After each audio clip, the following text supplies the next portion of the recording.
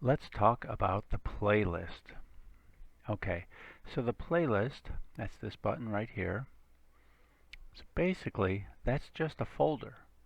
It's a button, but it's really a button that takes you to a folder, and that folder is where you want to keep um, all of the files that you use with your students: audio files, video files, PDFs, Word documents, pictures, JPEG pictures, any file, PowerPoints, anything that you use with your class, you want to keep in the playlist folder. And I usually put the shortcuts on the desktop. Um, so right now we are in Tracy's logged in. We're in her profile. So it's this. We've got, here's her folder, Tracy's Sanico playlist folder. When I open it up, you see we've got 3 folders and a sample document. So you notice, so anytime I put something in here into her folder, it's basically shows up in the playlist. And you notice that when I click on the playlist button, here's those 3 folders, 1, 2, 3, and here's that sample document. So if I were to put something in that folder, it'll show up right here in the playlist. Also, when I use an activity such as listening comprehension and I say file, I want them to listen to a file, it takes me right to my folder area. There's the 3 folders, and here's the sample document. So it keeps everything nice and organized. And this is Tracy's folder, so she could add more folders. She can make a folder in here called video files or audio files. However she wants to keep it organized, she can. Right now she has it organized like this. If I open up this one, I see she's got a whole bunch of MP3 audio files in there that she can use. Okay, so now the playlist. So when we use the playlist button, so here we are, and let's say I want to show the students a video. I think she has a video in here, Face to Face, Chapter 6. It's an MP4 video file. Okay, so I am just simply going to highlight it. Okay, so I highlight it with a single left click. If accidentally I double click it like this, you'll see it opens up the video window here. And now it's just playing for me. It's kind of giving me a preview. And I really didn't mean to do that. That was an accident, so I hit stop and close. That's all I do there. But so with a single left click to highlight the file, and now I can launch it. This button up here, right here, it says launch selected files to the students. So I simply click that button, and if I get this out of the way, we can see out here at the student position, you can see the video is playing out here for the students. So we launched a video. What's nice about this is the student can actually control it. And so let's see. So I'm going to take control of the student here by hitting collaborate. So a student could take these sliders and move them forward. I can't quite grab them here. But anyway, so a student can pause the video, can play the video, pause it, can move it forward or move it backwards, can record along with it, can stop it and take it back to the beginning and hit play again. So the student can control the video is the bottom line here. Okay, so let's bring our playlist back up. And okay, so you could see this is our file, and we launched it to the students. And you can see here it says launched to the A group.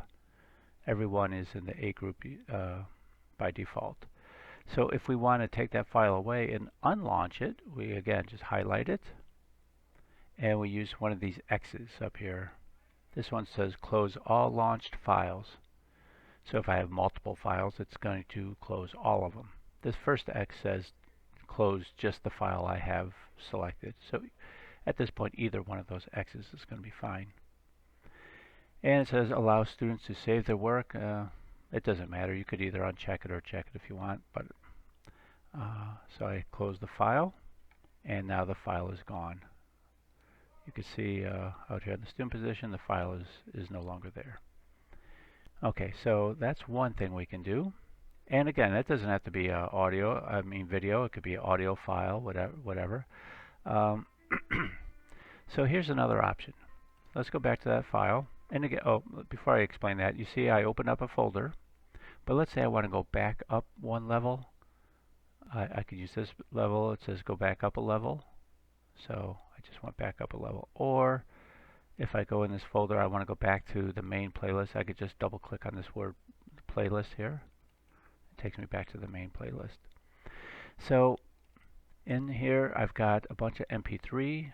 I could highlight one and I could drag it to the top area. I could take this one and drag it to the top area. And here's a MP4 video. I'm going to take that and drag it to the top area. And here's my sample document. It's just a Word doc. I'm going to take it and drag it to the top area. So the top area represents the student recorder section. So I've given them 4 files to work with. I'm going to put this out of the way. And let's take a look at the student position. Oops. So here's our student position. Let me make that a little bigger. And you can see here are the 4 files that I put in that top area. So now you tell the students, okay guys, listen, I've given you 4 files to work with. You've got 45 minutes. I want you to go through those files at your own pace, and I'll be walking around. Raise your hand if you have any questions or if you get stuck on anything. So you give them those instructions. And what a student can do, let me take control. I'm going to take control by hitting collaborate. Now a student can double click the file. I'll do this one first. I'll double click that file. And you see it's an audio file and it loaded up on the recorder, and the student can hit play and listen to it. They can hit record and record along with it. So yes, I can hear that it's playing. I could pause it. I can move it forward. I can move it backwards. So forth. Or if I'm ready, I could open up the next one. I'll open up this bottom one. Now the next one's open. I can hit play. If it's a Word doc, I can double click on the Word doc, and there's my sample document. I can close that. So you can see you can give the students a bunch of files to work with. And if they want to, so right now the MP3 is loaded on the recorder, so if I want to clear that out, I can just hit this button right on the end. It looks like a sheet of paper. It says new file. Okay, so let's go back to our playlist. And so now let's say I've given them these files. I want to take them away, so I can highlight those files and hit this button that looks like a garbage can. So I hit that garbage can. It says do you want to remove these selected files from the students? I say yes, and now they're gone. Now it didn't take them away from my main folder. It just took away the student's temporary copy of it. That's all it did. So you don't have to worry about that. I still have the main original down here in my folders. Okay, so that's how, even this Word doc, so if I want to launch a Word doc or a PDF or a picture out there, maybe I want to launch a picture and then I'm going to record them talking about it, or I'm going to ask them questions about it. So I just highlight the document. I could hit launch selected file. And if we look at the student position, we could see out here that the document has launched out there. Okay. So let's go back to our playlist, and you can see how it says it's launched to the A group. So I'm going to highlight that because I'm going to unlaunch it, and I'm going to use my X.